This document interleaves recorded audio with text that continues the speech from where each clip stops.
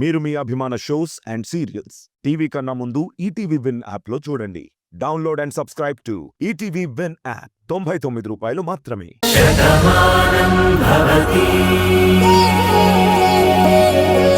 నువ్వేంటి ఇంత తేలిగ్గా చెప్తున్నావు? సార్, ఇక్కడికి ఏ మెటీరియల్ రావాలో ఆ మెటీరియల్కి సంబంధించిన డీటెయిల్స్ అన్ని మీరు పంపించారు కదా. ఆ డీటెయిల్స్లో మొత్తం మీరు ఎంత కోట్ చేశారు? 20 కోట్లు కోట్ చేశారు. అవును. దానికి సంబంధించిన మెటీరియల్ మన దగ్గరకు వచ్చింది. ఆ బిల్స్ అన్ని కూడా మీ దగ్గర ఉన్నాయి కదా. ఆ బిల్స్ అన్ని అటాచ్ చేస్తూనే మీరు ఫైనల్ కాపీ మీద సంతకాలు పెట్టి బిల్ పాస్ చేయాలని చెప్పి హెడ్ ఆఫీస్కి మీరు మెయిల్ పెట్టారు. అవునమ్మా, అందుకే టెన్షన్ పడుతున్నాను.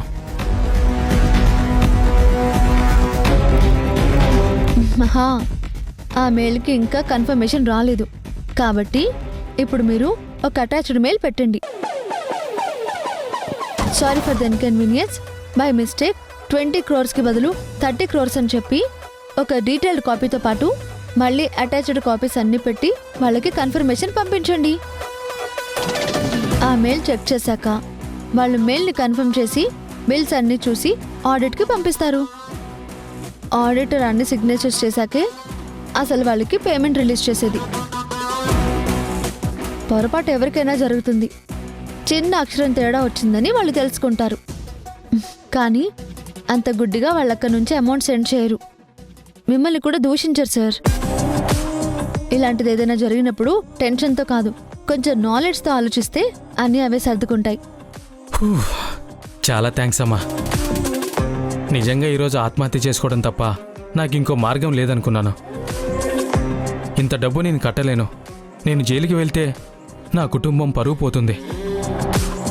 ఎలాగాని భయపడుతుంటే చాలా గొప్ప ఐడియా ఇచ్చావమ్మా. థ్యాంక్ యూ సో మచ్ అమ్మా. అవును, అసలు అకౌంట్స్ విషయంలోనూ కంపెనీ వ్యవహారంలోనూ నువ్వు ఇంత ఫాస్ట్గా ఆలోచించావు. సిస్టంలో కూడా నువ్వు అన్నీ ఆపరేట్ చేశావు అంటే నువ్వు బాగా చదువుకున్నావని అర్థమవుతుంది. నిన్ను చూసిన రోజు చదువుకున్న అమ్మాయివి ఏ పని చేయగలవు అని అడిగితే ఏదైనా చేస్తాను అన్నావు. కానీ ఇంత నాలెడ్జ్ పెట్టుకొని ఈ మారుమూల ప్రాంతానికి వచ్చావు. అసలు ఎవరమ్మా నువ్వు? నువ్వు ఎందుకు ఇక్కడికి వచ్చావు? తప్పుగా అనుకోకమ్మా. నీ తెలివితేటలను చూస్తుంటే నేను హెడ్ ఆఫీస్కి పంపిస్తే బాగుంటుంది అనిపిస్తోంది. అందుకే నీ డీటెయిల్స్ అడుగుతున్నాను. చెప్పమ్మా, ఎవరు నువ్వు? క్షమించండి సార్, తన గతం చెప్పుకోవడం తనకిష్టం లేదు. తను మంచిదని మనందరికీ అర్థమైంది. తను గొప్ప వ్యక్తి అని మాకు తెలిసింది. ఈరోజు మీకు తెలిసింది. కానీ తన గతం గురించి అడిగి తనని బాధ పెట్టకండి సార్. నువ్వు రామా.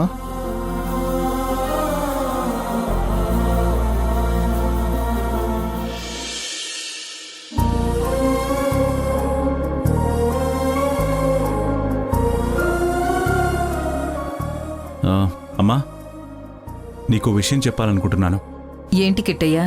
అదేమ్మా, రాధకి డెలివరీ డేట్ దగ్గరికి వచ్చింది కదా. తనని తీసుకుని సిటీకి వెళ్ళిపోదాం అనుకుంటున్నాను.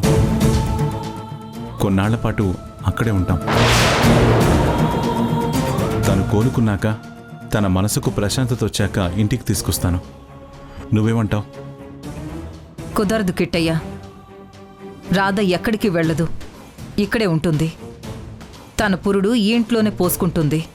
అంతేకాని ఈ గడప దాటాల్సిన అవసరం లేదు. ఏంటమ్మా ఇది? ఇక్కడ పరిస్థితి ఏంటో నీకు తెలుసు. తను ఎంతలా భయపడుతుందో నీకు తెలుసు.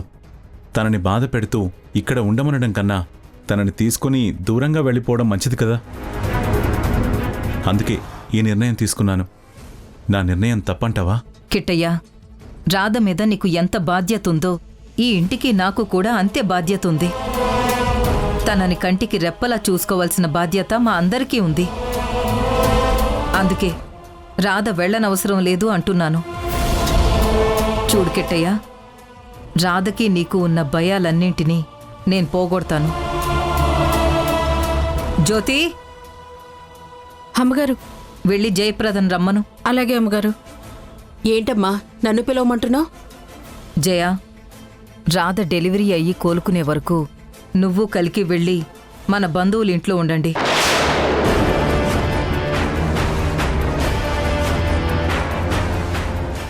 లేదా ఊరవతల మన ఫామ్ హౌస్ ఉంది కదా, అక్కడే ఉండండి. మళ్ళీ నేను ఎప్పుడు రమ్మంటే అప్పుడే ఇక్కడికి రండి. ఏమంటావు కలికి? అలాగే అత్తయ్య. మీ మాటను కాదంటానికి ఏముంది? మీరు ఏది చెప్తే ఇక్కడ అదే జరుగుతుంది. ఇప్పుడే వెళ్తాం. మేము వెళ్ళటానికి సిద్ధంగా ఉన్నాం. మీరు ఇల్లరికం వచ్చిన అల్లుడు కాబట్టి మా అమ్మ ఏం చెప్పినా తలూపేస్తారు. ఆవిడ మాటకి ఎదురు చెప్పరు. డూడు బసవన్నలాగా తల ఆడిస్తారు. కానీ నేను ఈ ఇంటి ఆడపిల్లని. నువ్వు కాదు అని నేను చెప్పడం లేదు. నీ గౌరవాన్ని నేను తగ్గించలేదు. కానీ ముందు భర్తతో ఎలా మాట్లాడాలో తెలుసుకో.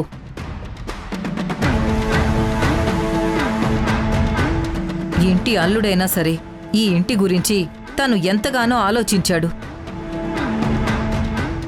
నా మాటకి ఎంతో విలువిచ్చాడు. అంటే ఏంటమ్మా? ఇక నేనే కదా ఎవరికి విలువివ్వంది? నేనేగా ఈ ఇంటికి భారం అయిపోయాను. ఈ ఇంట్లో నేనుండటమే నీకు కష్టమైపోయిందా?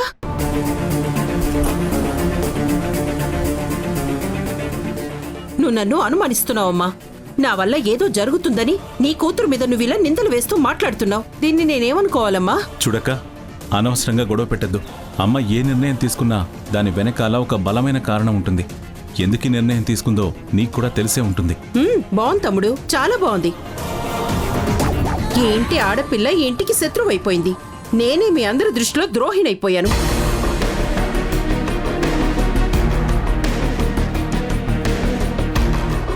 నన్ను నేరస్తురాల్ని చూసినట్టు చూస్తున్నారు. నా నీడను కూడా ఈ ఇంట్లో సహించలేకపోతున్నారు. ఈ మనిషి నేనేదో చేస్తాననే కదా, తనకి డెలివరీ అయ్యేలోపు నేను తన ప్రాణాలు తీస్తానేమోననే కదా మీరందరూ ఇలా మాట్లాడుతున్నారు.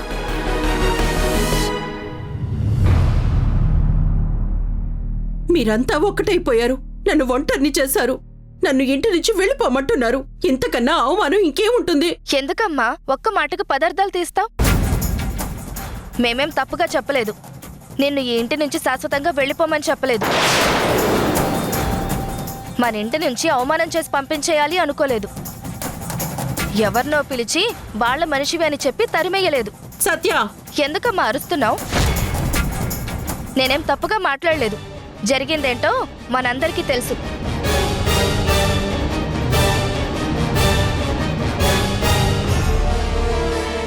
ఎక్కడా ఏ రహస్యమూ లేదు. అమ్మమ్మ ఇప్పుడు వెళ్ళమంది అంటే వెళ్ళడమే మంచిది. ఎందుకంటే ఎవరి వల్ల ఏ సమస్యలు వస్తాయో తెలియదు కదా. ఇక్కడ డెలివరీ అయ్యే వరకు రాధ ప్రశాంతంగా ఉండాలి. అలా తను ఉండాలి అంటే మనం బయటకు వెళ్ళడమే మంచిది.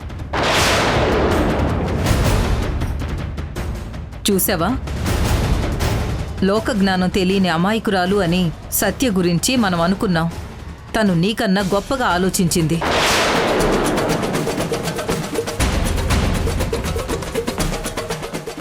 నీ కూతురు మాటైనా విని మీరు వెళ్ళటం మంచిది. జయ, అత్తయ్య ఒక నిర్ణయం తీసుకున్నాక దాన్ని నువ్వు కాదనడం మంచిది కాదు. ఆవిడ అన్నీ ఆలోచించి చెప్పారని నాకు అర్థమైంది. వెళ్ళి బట్టలు సర్దు, మనం వెళుతున్నాం. వెళ్ళిపోదాం. అలాగే వెళ్ళిపోదాం. బ్రహ్మాండంగా వెళ్ళిపోదాం. బట్టలే కర్మ, కొన్ని సామాన్లు కూడా సర్దుతాను. పెళ్ళైన ఇన్నాళ్ళకి నా కూతురికి పెళ్లి వయసు వచ్చిన తర్వాత నేను ఇంటి నుంచి వెళ్ళి వేరే కాపురం పెట్టాల్సి వస్తుంది. తప్పకుండా వెళ్దామండి.